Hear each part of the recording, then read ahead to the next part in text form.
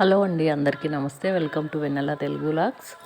ఈరోజు మనము రాయలసీమలో ఫేమస్గా ప్రత్యేకంగా చేసుకునే టిఫిన్ ఇది బొరుగుల ఉగ్గాని. దీనికి ముందుగా మనము యాక్చువల్గా మిరపకాయల బజ్జీ దీని కాంబినేషన్ అండి. నేనైతే ఈరోజు మిరపకాయ బజ్జీలు కుదరలేదు, అందుకని మామూలు ఆనియన్ బజ్జీ వేశాను. ఆనియన్స్, పచ్చిమిర్చి, ఉప్పు, సోడా, శనగపిండి కలిపి వడలు వేసేసాను.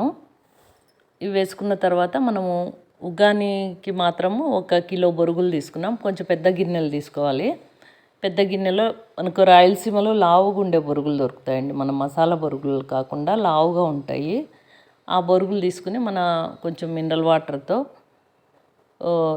ఒక 10 నిమిషాలు నానబెట్టుకోవాలి. ఒక 10 నిమిషాలు నీళ్లు నిండుగా వచ్చేట్లా పట్టుకొని నానబెట్టుకోవాలి. నానబెట్టుకున్న తర్వాత ఇట్లా చేతితో ప్రెస్ చేసి బాగా బొరుగులు మునిగేంత వరకు ఉంచి ఒక 10 నిమిషాలు నానబెట్టుకున్న తర్వాత ఒక పెద్ద గిన్నె పెట్టి నూనె కొద్దిగా ఎక్కువ వేసుకోవాలి. నూనె ఎక్కువ వేసుకుంటేనే టేస్ట్ బాగుంటుంది ఉగ్గాని. నూనె బాగా కాగిన తర్వాత మన తాలింపు గింజలు అన్నీ, శనగపప్పు, మినపప్పు అవన్నీ వేసుకోవాలి. ఇక్కడ 10 నిమిషాలు అయిపోయింది చూడండి. ఇంకో పాత్రలోకి ఈ బొరుగులు ఇలా ప్రెస్ చేసి తీస్తున్నా. నీళ్ళు అస్సలు ఉండకూడదు, బాగా ప్రెస్ చేసి తీసేయాలి.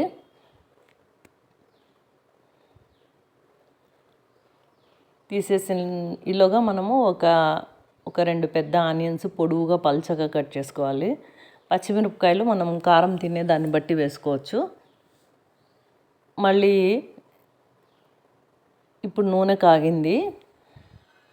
ఇందులోకి శనగపప్పు, మినపప్పు, ఆవాలు వేసాను, కరివేపాకు వేసాను. తర్వాత మనము పల్చగా కట్ చేసుకున్న ఆనియన్స్, కొంచెం ఆనియన్స్ కూడా ఎక్కువ వేస్తేనే టేస్ట్ బాగుంటుంది. ఒక 2 టమోటాలు కూడా కట్ చేసేస్తున్నాను. పచ్చిమిరపకాయలు ఒక 6 వేస్తున్నాను. ఇప్పుడు ఇవి బాగా వేగాలండి. చాలాసేపు వేగితేనే టేస్ట్ రుచి బాగుంటుంది. టమోటాలు ఇష్టం లేని వాళ్ళు నిమ్మకాయ పిండుకోవచ్చు లాస్ట్లో, లేదంటే టమోటో వేసుకుంటేనే రుచి బాగుంటుంది. ఇవి బాగా కొంచెం సేపు మీడియం ఫ్లేమ్లో బాగా వేయించుకోవాలి. ఈలోగా మనము పుట్నాల పౌడరు మామూలుగా మేము ఇంట్లో పెట్టుకొని ఉంటాము. పుట్నాల పౌడరు మనము పుట్నాలు తెలుసు కదండి, అవి కొంచెం మిక్సీలో వేసేసి ఆ పౌడర్ ఒక 1/2 కప్ అంతా బొరుగుల మీద చల్లేసేయాలి. ఇప్పుడు దీంట్లోకి కొంచెం వేయించిన పల్లీలు కొన్ని వేసినాను. వేయించిన పల్లీలు, 1 స్పూన్ పసుపు, సాల్ట్ కొంచెం మనము బొరుగుల్లో ఉంటుంది కాబట్టి సాల్ట్ చూసి వేసుకోవాలి. అన్నీ వేసిన తర్వాత ఇంకా కొంచెం బాగా ఎర్రగా అయ్యేంత వరకు వేయించుకోవాలి.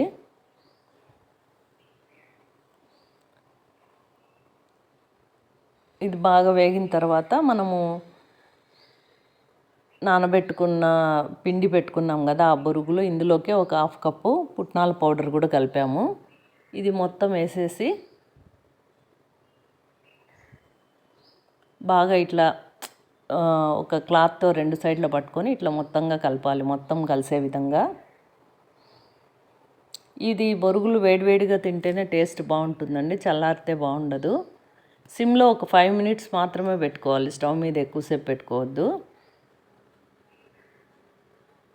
మొత్తం అంతా ఇట్లా కలిపేసి ఒక 5 మినిట్స్ తర్వాత ఆఫ్ చేసుకోవాలి. మన ఛానల్ని సబ్స్క్రైబ్ చేసుకోండి, లైక్ చేయండి, షేర్ చేయండి.